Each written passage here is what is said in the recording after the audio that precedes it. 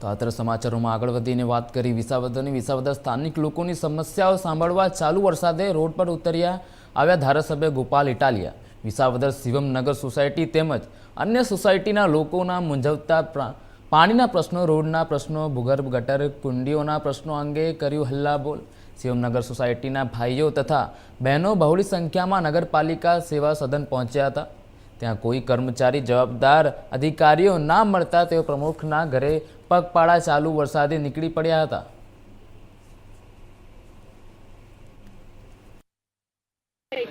વિસાવદર અમારે રસ્તા નથી, રોડ નથી, લાઇટનો પ્રોબ્લેમ રહેશે, ગટરનો પ્રોબ્લેમ રહેશે, કચરાવાળો નથી આવતો કોઈ, પછી દરેક વસ્તુના પ્રોબ્લેમ છે। અમે કેટલી વાર રજૂઆત કરી તો અમારી રજૂઆત કોઈ સાંભળવા તૈયાર નથી। અહીંયા અમે આ 8 વર્ષથી તો ત્યાં હાલવાના રસ્તા નથી। તમે એકવાર આવીને જોઈ જાવ તો તમને ખબર પડે કે ત્યાં કેવા રસ્તા છે।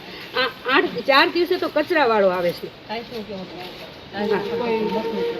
મત નાખવા આવે તો એ મત નાખીને અમને એમ કે આ તમારા રસ્તા થઈ જાય છે। આવા નવા અમે 3 વાર રજૂઆત કરી તો અમને કોઈ રસ્તો નથી થયો, કોઈ જાતનો અમારો વસ્તુ નથી।